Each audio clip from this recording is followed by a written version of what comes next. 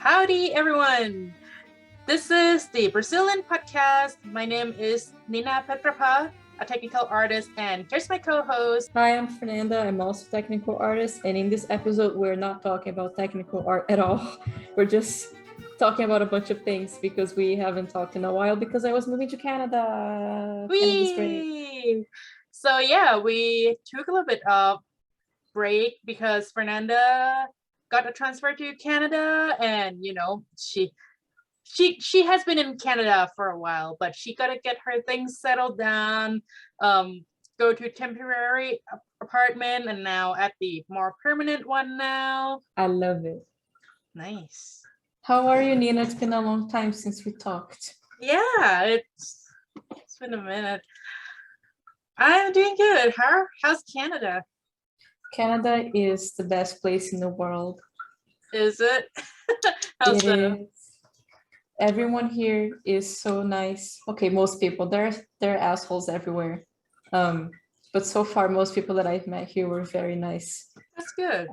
Did I tell you the story of the building manager at my new place? The one you posted on Facebook that he cooked for you? Yes, the one who was like, oh, you have no food. You can have supper at my place. And then I had supper at his place and it was really delicious. That's nice of him. What else? Like, what's in your area? Everything? All the food?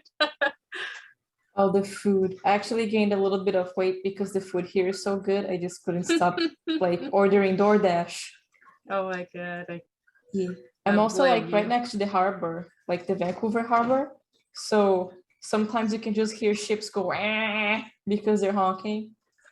Can you see that from your window? If my apartment was facing the other way, yes, but it's facing like the opposite side of the sea. But I can smell it. I can smell the sea, and the seagulls, they always go. So the sea is always with me in presence. That's nice. So have you started working? You started working since the first week that you moved, right? So they actually wanted me to start working as soon as I landed, but I didn't know. It was a little bit of miscommunication, I think, because I arrived here on the 22nd of July, and then I needed some days to get settled so I could arrive. And then afterwards they were like, oh, why is your start date different? I'm like, I just got here, man. I'm sorry. Yeah, I mean, you need to set up your computers and everything because work from home, right? Yeah, also, just arriving on the same day. I mean, it was not as long of a trip as it is to Brazil, but still. I was also traveling with my cat, which was really stressful. Oh, did she misbehave during the trip? Or just Not difficult in the logistic in general? Yeah, just logistics, carrying the cat with you at all times. And also I could tell that she was pretty stressed. But I'm like, I'm sorry, man. Like, we gotta go through this process. Poor thing. Yeah, she's doing okay now. Look at her. Good. I even got the cat tree. Tower. Next to the window. She just stares every day. So she can judge your neighbors? Yes. Tell me a bit about yourself, Nina. How are things going over there? I mean, nothing must have changed other than I'll also be moving next month. And the place that I initially thought I was going to move to just had a hiccup with the current tenant. Seems like they no longer wanted to move out, so the room will no longer be available, something like that. So I'm looking at 2 other apartments in the nearby area near like downtown Redmond. And yeah, I'm a little nervous, like, okay, it's not just me, but the dog too. Will this place be a good fit for Het Fang? Well, stuff like that. So it's just, a lot to consider. And this will be the first time that I move with my dog. So yeah. Are you gonna be living by yourself? Yeah. And the ghost. A ghost. Yeah, like my previous place that was kind of haunted. That was a Wait, good really? that was a good time. It was a little bit, I think, What because I happened? looked up, so the place in California was terrible, and I think I've told many people about this, but it was like full of domestic violence, really shitty neighbors. Oh, But anyway, like I found out while I was kind of in the process of moving to Canada that some of the reviews on the place on Google were like, yeah, I moved here and then on the same day somebody got shot and died in front of my apartment. 1-star reviews. So I do know that people have died in that apartment complex. okay. So the possibility that it's haunted, Did you it's ever quite up there. did you ever see anything or hear? A few things happened, but I'm not sure if it's because it was actually haunted or if I had like carbon monoxide poisoning or something. Uh-oh. Okay. I'm listening. So 2 incidents kind of come to mind. The first one was at the middle of the night. I don't know if I was like having some kind of sleepwalking episode, but I just remember I was like in this surreal kind of dream state going back and forth between like from one end of my apartment to the other and just feeling like something was chasing me. And it felt too real to be a dream, but I was also like kind of in a dream-like state. So that's why I think it was kind of a sleepwalking episode instead of just being a dream. Yeah, and since you live alone, there's no one to verify. Yeah, unless I ask my cat. What'd you say? Yeah. The second thing, oh, my cat also, she would like, so you know how some closets, like some big closets, they have like an entrance to the, like that little space between the ceiling and the top of the house. Yeah, yeah. My cat would always stare at that entrance. I'm like, that's a little sus. Is there something there? The car's hidden up there. Yeah, who knows? Ghost. Did you ever open that space? No, gosh, absolutely not. The second thing that happened was, okay, I'm pretty sure like this was probably a sleep paralysis kind of thing. Okay. I was in my bed. It was in the middle of the night. I woke up. I kind of couldn't move. And then I just hear like a phone ring, like one of those old tiny phones, like ring. Okay. And then it's ringing. And then a woman's voice starts whispering in my ear. And she says the word uncalled, but like in a very creepy way. And when it happens the first time, I'm like, okay, there's no way that this is happening. I'm like dreaming. This can't be real. And then it happens a second time, and I'm like, okay, And they're the same night, or sometimes later. Yeah. No, so like the phone rings 3 times, and the woman's voice whispers uncalled in my ear 3 times after the phone rings. So it happens the first time, a second time. By the third time, I'm like, well, this kind of sucks. I guess I'm just gonna go back to sleep. And then I went back to sleep. Oh, just creepy. I know. I told my mom and she was like, what the fuck? That's Did she like immediately send you some talismans for protection or something like that? I don't know exactly what my mom thinks of it, because at first she was like, okay, this is just you dreaming, you're exaggerating. Yeah. But when I told her about the woman whispering, she was like, okay, this is like fucked up. She got the goosebumps. Scary.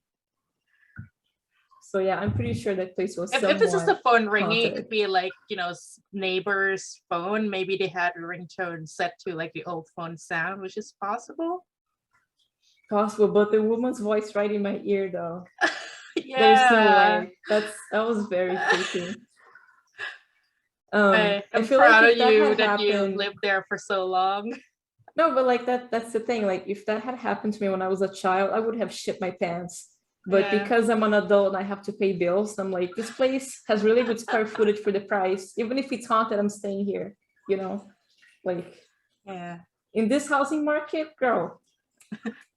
You gotta make do. Yeah, I was very lucky to find the current place that I'm at, because the person that was helping me find a place, the person who was assigned by EA to help me out in Vancouver, they were like, wow, this place is great. Like, you are very lucky you found this place. Searching for apartments just gets worse and worse every year, I think. I'm sure you've had a similar experience. I honestly am not sure because like I haven't started looking for apartment.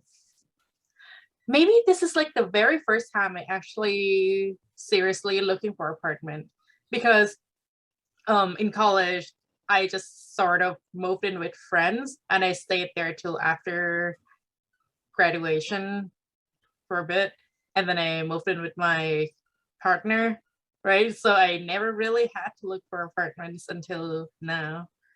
But yeah, the price sucks.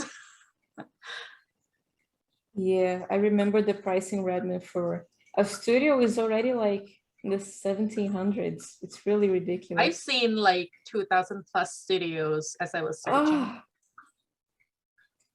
another thing that I've seen is landlords, they will get like a studio apartment and they change the layout and they add like a wall to make it a 1 bedroom, but it's actually like a very small studio that has an extra wall separating like Oh, a very small bedroom from the rest of mhm. the apartment. Yeah. Housing.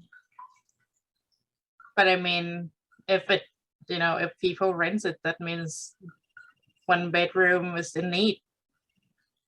But Yeah. one thing that sort of restored my faith in humanity a bit in the search for apartment is, did you know that Redmond has affordable housing? Redmond and Bellevue? Since when? Since forever. I didn't know this. And like when I look up on like apartments.com and whatnot, like they never showed up. But I kind of like clicked through different links and it was very obscure. It wasn't easy to find, let's just say this, but it's like if you have income above certain point, you cannot apply here. This is only for like people with lower income. And the pricings were really, really good for like very spacious and nice places.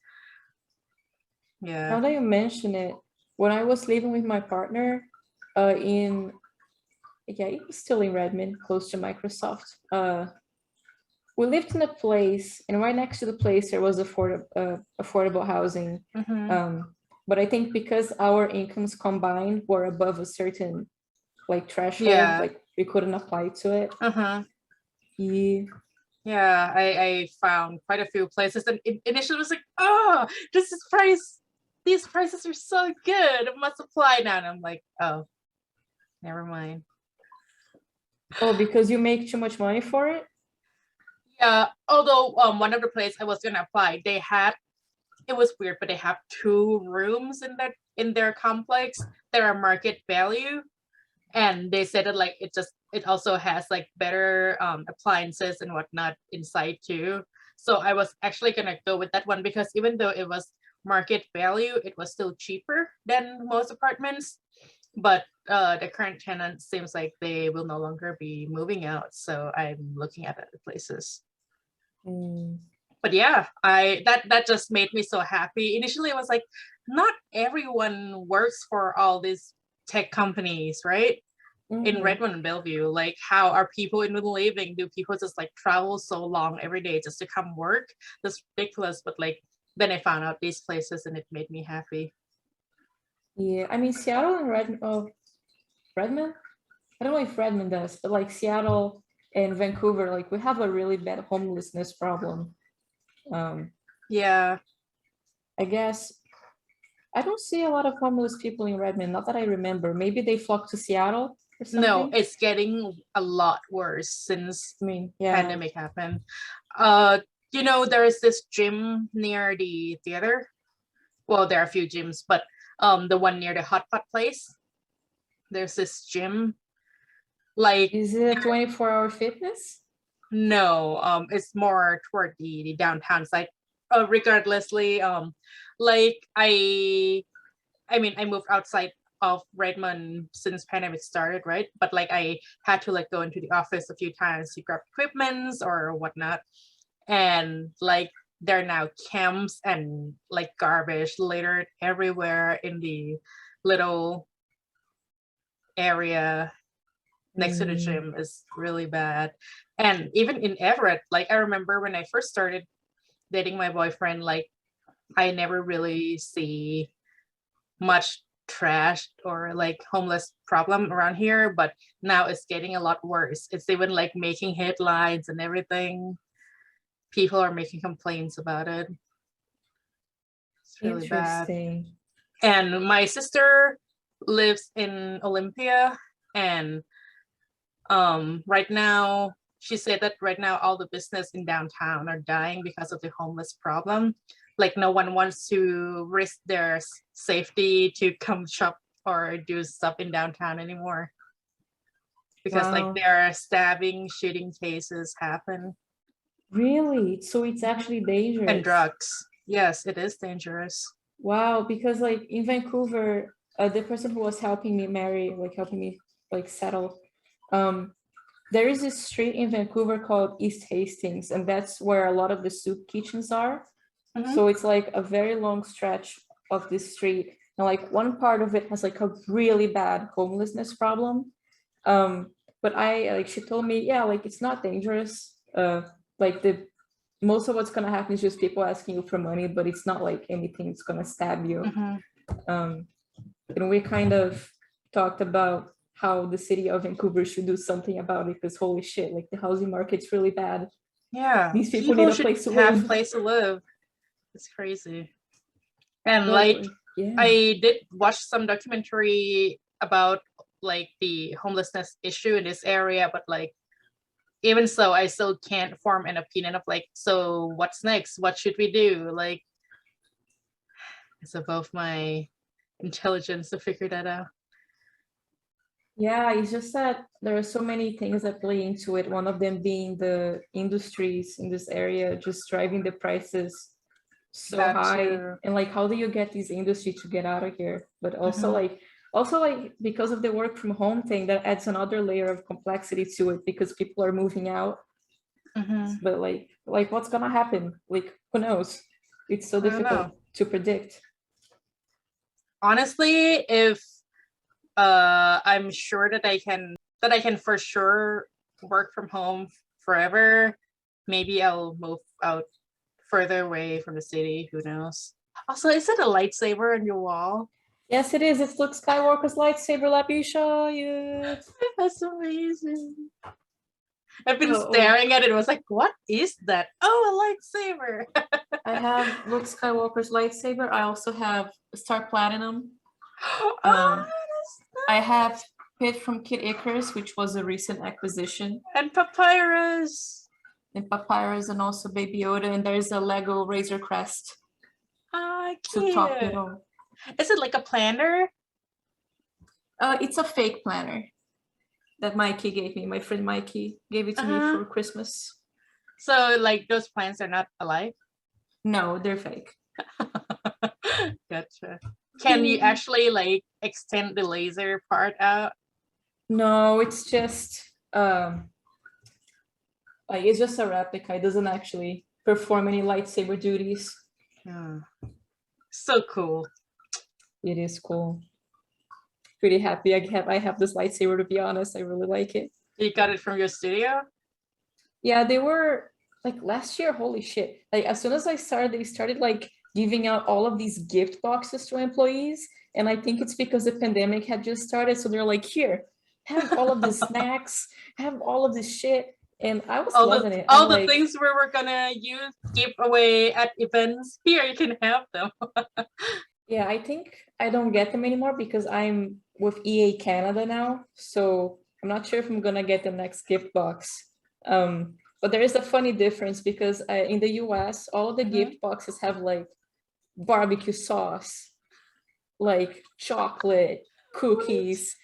And I got a gift box from EA Canada, and it was like a frisbee, a Bluetooth speaker, like more healthy lifestyle, outdoorsy kind of things. And I thought it was kind of funny that EA US had like a bunch of food and candy, and EA They know Canada's their like, audience. here, yeah, go outside, have a picnic. It was funny.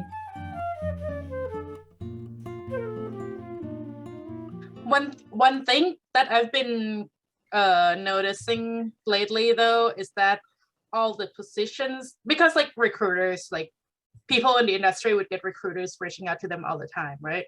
Yeah. This is for the audience. I'm explaining it because, of course, you already know that. But Oh, I know. yeah, Just this morning, of like a shame. recruiter slided into my DMs with like a Baby Yoda gif, and I was like, that feels so fucking weird. Anyways, It is cute I though. digress. Oh yeah, what was I talking about? Work from home. Oh yeah, one thing that I've been noticing lately, like all the recruiters are coming to me with like, here, these are all fully remote positions, and like some place that are like established studios that'd be like, yeah, you can come into work, but you can also choose to work fully remote. Yeah, I mean, I don't really have an option because I'm in Canada and my studio was in California. But they did offer to give me a little space in the Burnaby office as soon as it opens if I want to do like a hybrid kind of thing. So how does this work? Like, will you be working with any teams in Canada at all, or are you like solely working with your team back in the US? Not to my knowledge. The plan, as far as I'm aware, is for me to stay like employed with my current studio. I did start making connections with the Vancouver people though. They were very nice. They were like introducing me to all of these teams, and they got me in touch with the tech art leads, and I met some of them via Zoom. They also added me to a bunch of Slack channels that were tech art related, so that was pretty cool. And I got to meet someone who was doing some really cool research with procedural animation, which was really cool. It's been great. It's been really good. Yeah, that's cool. It's nice that they're being accepting for someone that's like won't necessarily be joining their team, you know? That's nice. Yeah, right. I also feel like people here get my name right a lot more often, which is nice. Like no more Fernando? Exactly, like I haven't been hit with any Fernandos, or except when I was doing the forms for my cat's boarding hotel at the end of the year, and I kept signing my name was Fernanda, and the lady always replied the emails with something that wasn't Fernanda, which was like, Speaking of like getting the names wrong, one of the latest highlight in my recruiter encounter is like, instead of like, hello, Nina, or if you know, spell the name wrong, whatever, it's like hello and then like the $sign, first name, $sign. oh, the template. Yeah. That's very funny though. I would use that against them for the rest of my life. Oh my God, I did not reply. The funny thing is that I think they must have just accidentally sent it out to like everybody tech art related in their repertoire, because I shared that with my coworker and he got the exact same email. Yeah. Rip them, someone's getting fired. I need to tell you something unrelated, but something very funny that happened like in the last hour and a half. Sure. So as you know, Digipen has a games library where people download games from, right? Yeah. So I was talking to my team, my sophomore year team, about the game we made. And I told them, yeah, the last time I played this game on my friend's Twitch stream, it didn't seem like the right build. And then Joanna, who's someone who worked on it, double checked, and the build that they had on the website was the wrong build for our game. So it was missing a lot of assets.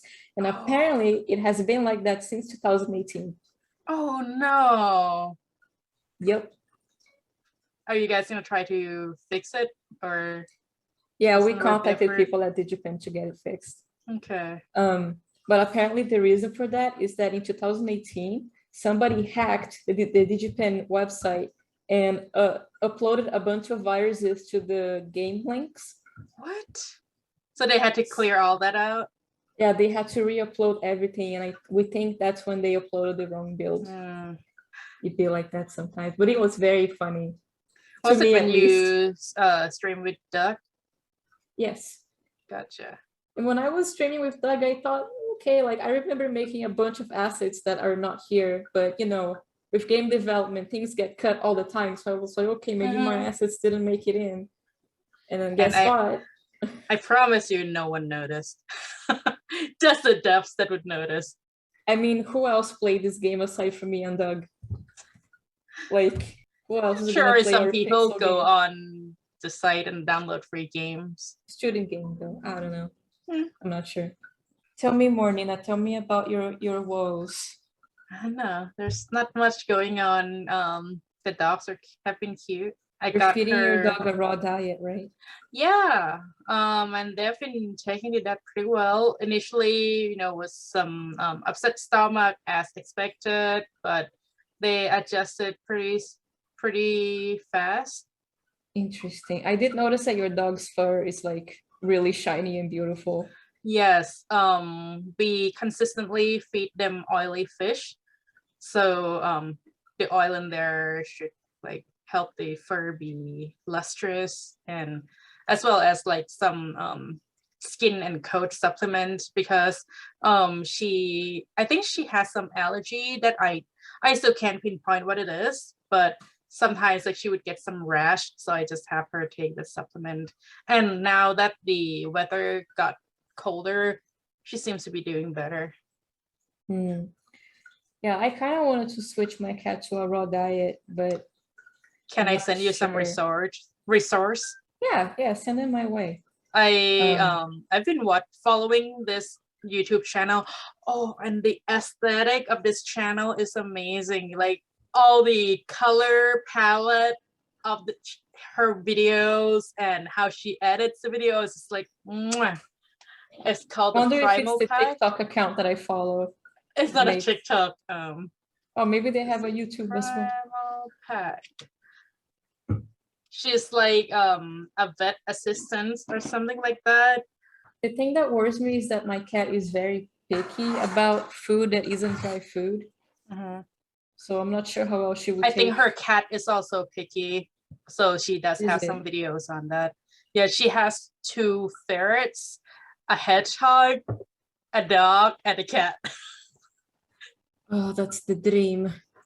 So many animals. I applaud her dedication. Watching this stuff makes me so hungry. I know, right?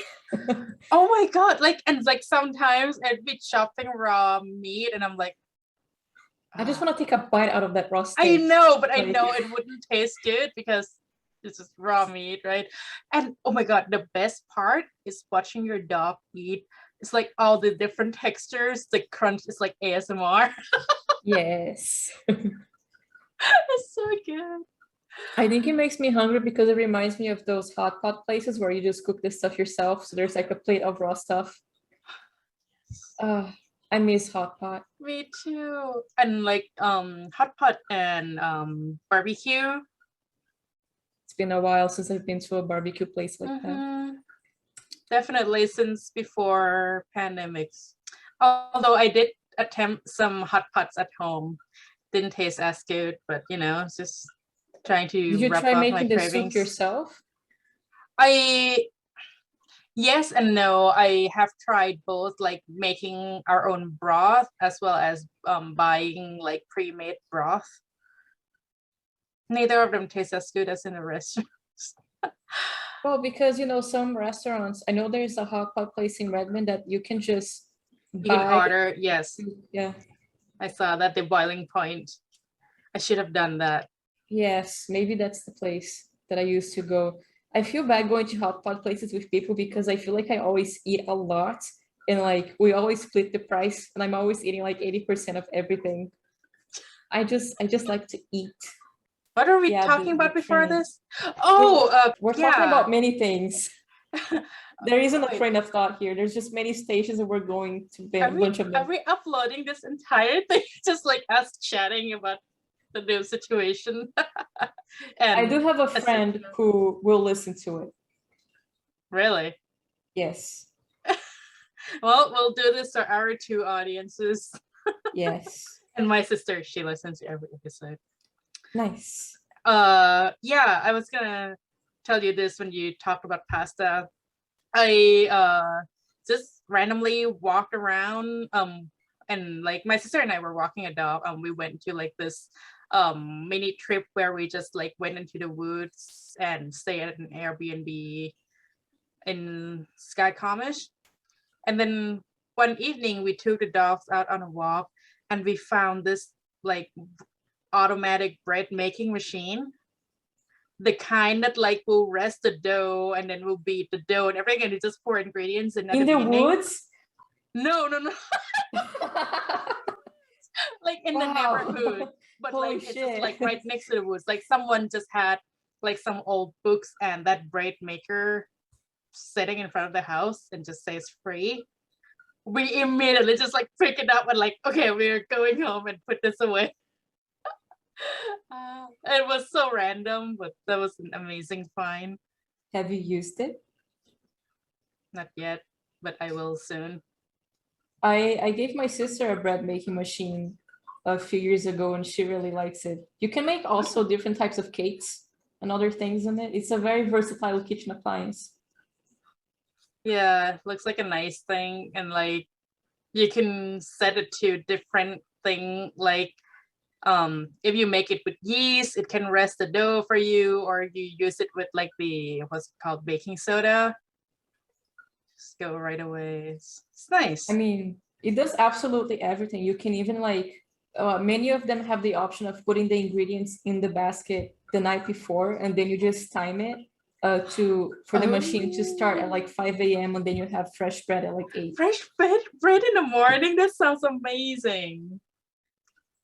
You're I giving do me it ideas. the good old style, of waking up at 6 and making the bread myself. Wait, do you really make bread in the morning? I do. That is crazy. I just like bread too much. Wow, that's just some dedication, man. I think the earliest I've woken up was like 5 a.m. because you have 2 periods where you have to let the bread rest and rise. So I woke up, I made the dough, I let it rise for the first rise, and then I went back to sleep. And then I woke up again to do the second rise and bake it. Wow. But fresh bread, Nina, it's so good to have fresh bread. That's amazing. I could do that in the evening, but not morning. Everything before noon is invalid. Let's wrap it up. Let's wrap it up. We didn't talk about absolutely anything. Okay, initially we're gonna talk about your experience of moving to Canada, and we finished that in like 3 minutes, and we just went tangent. Anything else you would like to share about your new location, Fernanda? Well, in terms of visa, hello, this is Fernanda from Post. This is the part of the podcast where I kind of went to say, yeah, Canada's the best. And so far, it has been better than my experience in the US, but upon reflecting on what I said, it's not that much better. And that's kind of the impression that I left. And I don't want to leave it at that for the time being. That's an entire episode on its own, honestly. It's a very complex subject to tackle in the few seconds that I did in the recording. That's the reason I decided to say something about it. Yep. From my understanding, we're kind of in a unique position with the pandemic. I was told by another fellow Brazilian who just got his citizenship that because of the pandemic, Canada is not getting as many immigrants as they used to. So there is a little bit of lack of work or labor or workers or whatever. And because of that, the citizenship process has been getting a lot faster. So initially I was told that the citizenship process was like a year, and now I'm being told that it's 6 months. So what is the condition of Canadian visa? Like, are you gonna have to reapply for visa, or you're just applying to be a citizenship now, and how does it work? Well, my work permit expires on 2023, so I have quite a bit of time, but I can apply for my citizenship very soon. So I'm gonna do that. I'm getting that Canadian citizenship. Okay. Do they allow dual citizenship, like to be Brazilian and Canadian? Okay. Well, I would have triple citizenship soon because I would be Brazilian, Canadian, and also Italian. I'm collecting them like Pokemon cards. Wait, how did the Italian thing happen? Because my family is from the north of Italy. Oh, really? Yeah, we immigrated to Brazil a few generations ago. But because we have records of my great-grandparents or great-great-grandparents, whatever, being born in the north of Italy, we can be like, we're Italian, sorry, can't help it. So like, is it like already a thing, or are you like getting that soon? How come now and not before? So we've been in line for the interview process since 2008. But because it takes such a long time, only now we're being called to do the interview process. So it's probably going to happen this year, we've been told. I mean, same with the US green card, I think. Sponsoring through family. Like I actually did apply for green card as like an immediate family member of my sister. And they said it like, yeah, like see you in 10 years. That's what my lawyer said. Who like his mom has been here for like decades, like 20, 30 years, and like she still hasn't gotten her citizenship. So it's pretty insane. Hello, it's me again. The next bit is about the Canada Express entry process for clarification. My mentee told me that he looked into it, and apparently there is some kind of express entry process. And I think that's the process that's based on your scoring system. Scoring system? Heard of it. No. So there are many factors about you that give you a certain score. So for example, I'm a woman, I'm single, I have a bachelor's degree, I'm in the tech industry. I think last time I checked, I had like 380 points or something. And we talked to the lawyers and they told me that the average of people who've been getting accepted into Canada has been like 470. So they told me, yeah, sorry, but your score is too low. Okay. Also, how well you do on the English exam affects the score. And as far as did you already have to do that? Yes. I started looking into it a long time ago because I was worried about the visa not working out. And also, if you get a master's degree in Canada, it like boosts your score super high up. So that was an option that I was looking into. But that's one way of getting into Canada through that scoring system. The other way is to find a job here and they sponsor your visa, but that's pretty hard as far as I know. Well, you got it. Congrats. Well, mine was more of like an internal transfer. Yeah, but you know, you still like got the job here, even though you work for the US. I did it. Good job. I'm happy for you. Seems like you don't have to ever worry about your immigration situation anymore. That's great. Who knows? I'll knock on wood. Yeah. I don't fuck with American immigration systems. I don't fuck with immigration anymore. It's too scary. I still have to fight with them. And to this day, even though my visa has already been approved, but like I will not get it until 1st of October. Yes, that's when I switch status. And after that, then I guess I can start the green card process. I don't know. It's just so much stuff. We talked about many things. We were catching up. You were here for it, audience. Thank you so much. Yeah, thanks for joining us today. About dog food. Homelessness. Oh, we did. And apartments in Canada. So that was the main thing we were going to talk about today before we went tangent. Well, hopefully, in the next 2 weeks, next episode, we'll be talking more about tech art and game development. Please stay tuned. Thank you. Bye.